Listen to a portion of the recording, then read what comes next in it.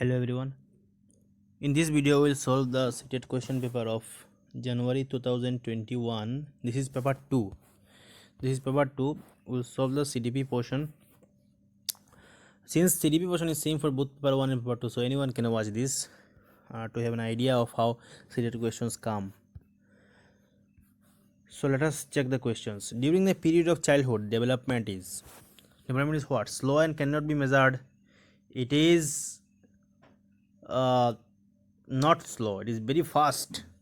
During the childhood, development or growth is very fast.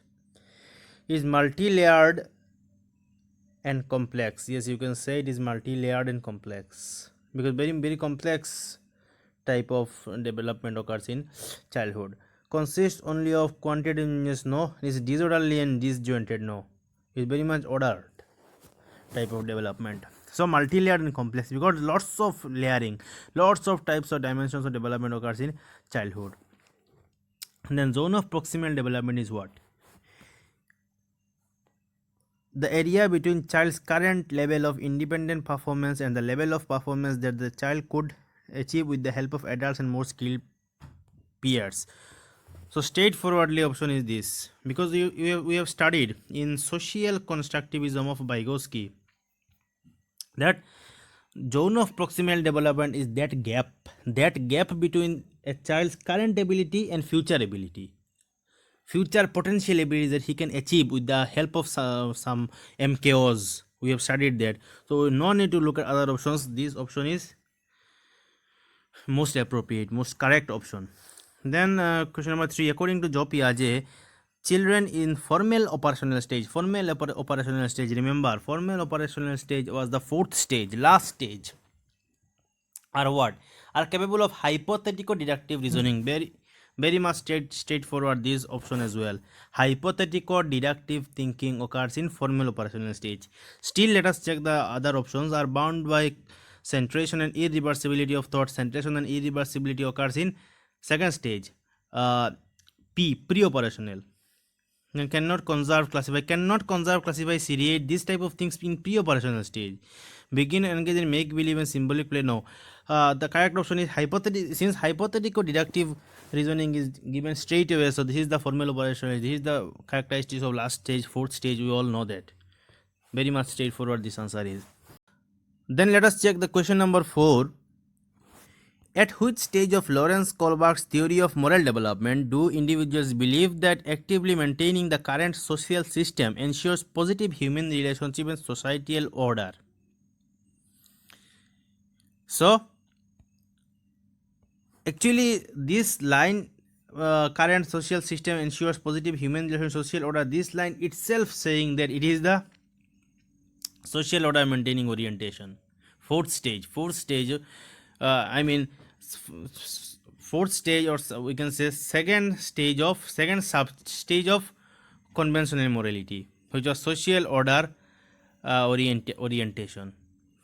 If you can remember the Kohlberg's stages. Then question number 5.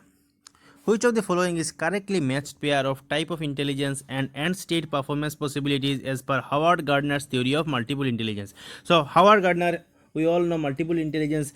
He has given 9 types of intelligence, and out of which 8 are considered to be, according to NCERT, we take only 8 though.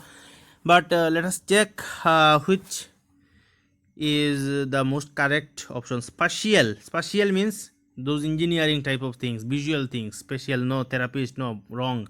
Intrapersonal within person. So salesperson cannot be intrapersonal. He is interpersonal because he is interacting with others. Then linguistic cannot be correlated with sculptor because sculptor is visual. Sculptor is spatial.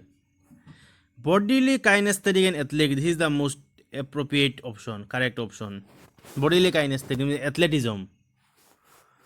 Then according to Lev Vygotsky, question number 6, language playing an important role in cognitive development of children. This is very much true according to Lev Vygotsky, social constructivism.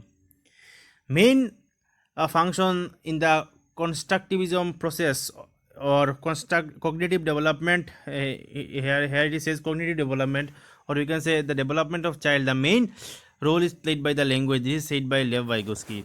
Still, let us check the other options. Children learn language through language acquisition device. No, language acquisition device is given by Noam Chomsky, not Lev Vygotsky. Children's cognitive development occurs in stages. No, stay in stages. It was given by Joe Piaget. 4 stages of cognitive development was given by Joe Piaget. Maturation of schemas lead to cognitive development. Schema, idea of schema was given also by Joe Piaget. So, Lev Vygotsky, language. These questions are very much easy this time. Question number 7. In a progressive classroom, read very carefully. In a progressive classroom, assessment of learners during the process of learning, teaching learning is what? Is not at all helpful in children's learning. It is very much helpful. How can it not be helpful in children's learning? Progressive classroom is very much helpful in evaluating children's learning. Creates a hindrance in the process of children learning. Never creates an hindrance. Never creates an obstacle. Then it is helpful in identifying high, low and non-achievers for the purpose of giving feedback. In progressive classroom, we never do that. We never identify who is good, who is bad, who is low, who is high achiever, who is low achiever. We never identify that. Then option number 4 is very important, and it gives insights into children's understanding, helps the teacher to reflect on her pedagogy. This is the most correct option, because progressive classroom, we do what? We want to get an insight into the children's pedagogy so that I can modify my teaching process as a teacher. So this is the correct option. Then question number 8. An effective classroom strategy to reduce gender stereotyping. Gender stereotyping, we have also discussed in a previous video when we solved the paper 1 questions of the same year's question paper. Gender stereotyping means, what was gender stereotyping? Gender stereotyping was to prejudice, to say something that about a boy and a girl, that this boy cannot do that, girls can do that, or girls cannot do that, boy can. This type of stereotyping, this type of prejudice. So effective classroom strategy to reduce those type of stereotyping is to do what? To ignore and dismiss biological differences among sexes. This is never possible, because biological differences among sexes is natural. Then to reinforce gender roles as portrayed in society. If you do that, then how can you reduce that? Then forming same-sex ability groups. This is also not the correct way, because if you form same-sex groups, then how can you reduce those stereotyping type of things? Forming mixed-sex activity groups and promote discussion. This is the most appropriate option. Through discussion, through discussion in the mixed-sex activity groups, where will be combinations of both boys and girls. This way the gender stereotyping can be reduced in a better way. And then question number 9. Multilingualism in a classroom needs to be understood as a, this question comes almost 10 to 12 times in CTET, in both the papers. If we take, it is always multilingualism is always taken as a asset and resource, never a hindrance, never a problem, never a systematic issue. Multilingualism is a asset for the classroom, is a resource for the classroom. Then question number 10. Child-centered classroom is one in which, what we do in a child-centered classroom? Let us see the options. The teacher uses the textbook as the only source of knowledge. Textbook as the only source, never. This will be subject-centered classroom. This option 1 is subject-centered teaching. Then option 2. The teacher segregates the children based on their abilities. No. The teacher uses rewards and punishments to direct children's behavior. This is not child-centered always. Let us see option 4. The teacher is flexible to cater the needs of individual children. This is the most appropriate, because it is child-centered classroom. We have to cater the needs and demands of the children. Let us check question number 11 then. according to which theorist cultural tools play an important role in cognitive development of children. So this question is also very much straightforward. We know it, Lev Vygotsky, because Vygotsky has given social constructivism, where he has spoken about the learner construct the knowledge, but with the help of society. The effect of culture has a lot to do with the knowledge construction of the child. And then question number 12, which of the following is not, emphasize on the word not a suitable learning material for students who are partially sighted, so visually impaired children, this type of children with special need, visually impaired or partially sighted. Which of the following is not suitable? Large print books is suitable, because if the letters are large, then partially sighted students who can see very small amount can adjust if the print is large, so it is good. Then three-dimensional maps and charts also good, because then only they can touch those maps and with their fingers and can understand, so this is also suitable. Talking books and felt bulletin boards, this is good, because if the book talks and bulletin boards can be felt with touching, then helpful. But small print worksheet is not suitable for partially sighted, the students who can see only partially. Small prints will not do for them, so not suitable small print worksheets. Then question number 13, the underlying belief behind inclusive education. What is the belief behind inclusive education? Inclusive education means education for all, irrespective of their physical disability, cultural background, whatever that may be. So what is the underlying belief? Segregation of children on the basis of their abilities and provisioning vocational, no. Segregation word itself cancels the idea of inclusive education. Diagnostic labeling of children based on the handicaps, no labeling. We will not label, we will not label that this student is partially blind, this student is deaf, we will not label them. Provisioning of special education for special education institutions for children with different handicaps, no. Inclusive education does not provide special education. Inclusive education rather include each and everyone inside a single umbrella, so special education is not inclusive education. Then option 4, philosophy that all children have right to get equal education in a regular school, that is the most appropriate option for inclusive education.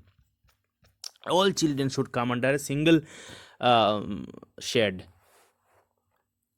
The needs of gifted and creative children can be addressed by gifted and creative children. How?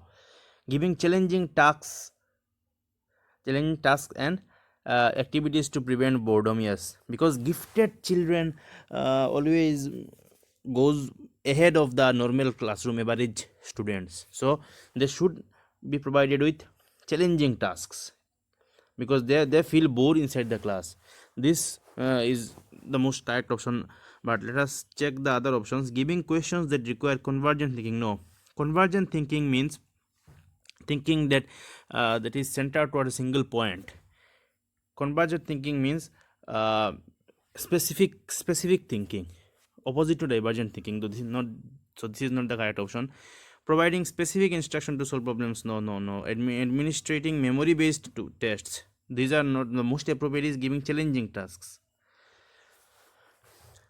Then question number 15, children with dyslexia, remember dyslexia is dysgraphia was writing related, so dyslexia was reading related, can be identified by finding out their social and cultural context, no.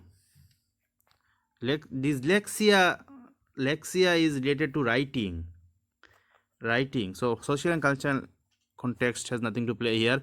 Through physical health checkup, analyzing their reading and writing skills, and assessing their ability to solve complex higher order problems. So this is not the correct option. Reading and writing skills, because they are getting problems in reading skills. So reading skills, if somebody is getting problems in reading skills, then obviously he will get problems in writing skills. So this is the correct option. Question number 16, Which of the following is not an effective strategy? Not. It is emphasizing on not. An effective strategy to address learners from disadvantaged and deprived backgrounds. So options are: talk to the learners to understand their needs and challenges faced by them. Okay.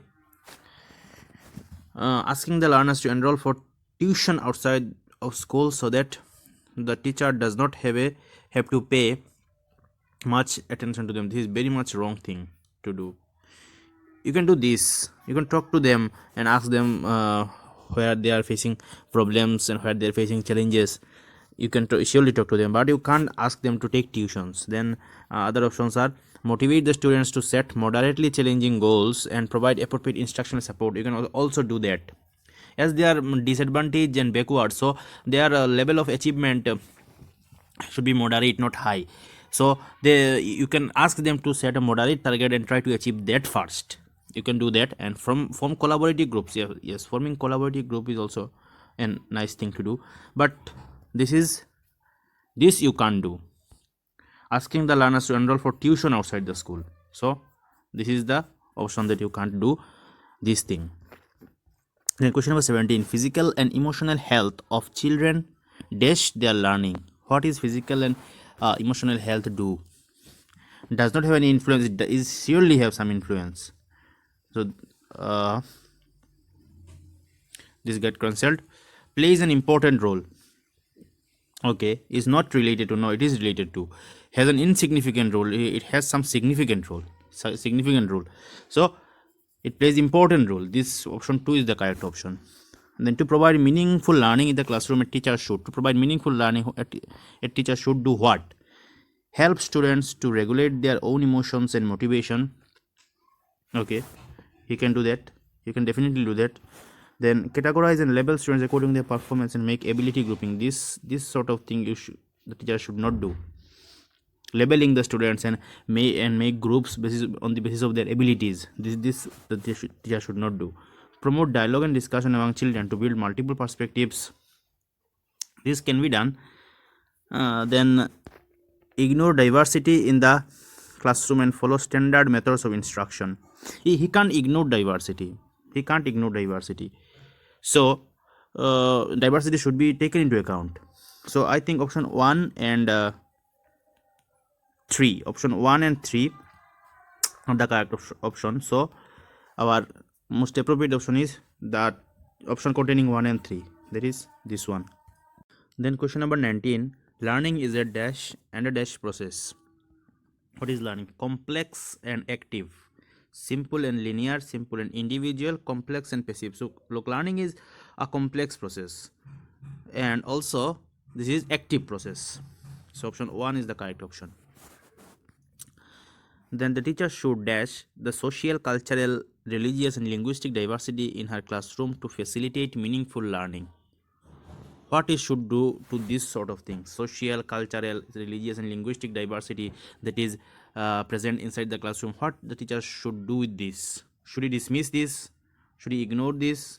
Should he understand this? Should he neglect this? To make the classroom learning meaningful, he should understand this type of diversity. He can't ignore, he can't dismiss, he can't neglect. So option 3 is the correct option. Then it is important to create dash learning environment in the classroom rather than that one. So what is to be create and what is not to create? Look for the options: collaborative and competitive. He should create collaborative, correct? He should create collaborative, and he should stop creating competitive. This looks to be the correct option. Let us check the other ones. Create competitive, no. Then create fearful, never. Create competitive and he can't create competitive. So option 2, 3, 4 are talking about creating competitive and fearful environment. No, he should create collaborative environment where everyone can cooperate to learn, and rather than competitive. Should not create competitive environment. So option 1 is the correct option. Then question number 22: which of the following is an example of effective motivational strategy to encourage students to learn? Motivational strategy. Look, Providing scaffolding, especially when students learn a new skill. If you provide scaffolding, provide scaffolding, then this can be good for arising motivation, because you are providing cues and hints, and they will be motivated. This is okay. Then emphasis on completion of work rather than learning. This will not create motivation, because you are uh, talking about the exam purpose type of things. You are focusing on completing the syllabus rather than learning. This will not motivate. Giving tasks that are very easy, giving very easy tasks also will not motivate. Creating lot of opportunities for competition. If you create the environment of competition among the students, this will not motivate them to learn new things. So this you can do at most. Scaffolding purpose, scaffolding the student, because where they are getting the problem, and then only in those things you are providing help. So this will motivate the students. So 22, option 1. Then 23, which of the following statements about children thinking is not correct? Children construct their own theories about various phenomena around them. This is correct. This is, you can't say it is not correct, because children construct their theories. They have their own theory. They have their own thinking. Okay, then children cannot think of concepts in their own, and the primary role of teachers is to provide information. No, children make concepts of their own. This is not correct. So our most appropriate option is this, I think. Let us check the other options too. Children actively think about various phenomena around them and have an urge to explore. This is correct. You can't say this is incorrect. Children are born with curiosity. Yes, children are born with curiosity. So incorrect option is this. That is our most appropriate option is this. Then we go to question number 24. Children's failure in school. What does children failure in school suggest to us? Does it suggest that children from deprived backgrounds are not capable of learning? No. Children from deprived background, why they should not capable of learning? They are capable of learning. Indicates that school has not been able to cater to the needs and interests of the children. This is likely to be the correct option. Let us check the other options. Proves that these children have genetic birth defects. No. Signifies that parents have not been able to support their children. Parents are supporting their children. You can't say that. Children's failure directly signifies that the school is not providing enough help. School is not being able to cater to their needs. Okay, then question number 25. By working in groups, teaching and helping each other children, what does group work, how does group work help? There is a main objective of asking this question. Children are able to reflect on their own thought process and shift to a higher level of cognitive activity. If they work in group, then they can do reflective thinking and their cognitive level will increase. This is likely to be the correct option. Then can develop misconceptions which interferes with their learning. No. Get distracted and hence it is an ineffective pedagogical strategy. No. Cooperative learning, group team teaching, group learning is not an ineffective strategy. It is an effective strategy. And develop competitive tendencies and hinder learning. No. Rather the correct option is by group learning they are able to reflect on their thought process and shift to a higher cognitive activity. This is the correct option. Then this was question number 25. We go to question number 26. In a dash classroom, teachers adapt their pedagogy and vary assessment to cater individual students. In what type of classroom? Teacher changes their pedagogical processes, their teaching methods. Teacher adjust their teaching process. Where? Teacher centric? No.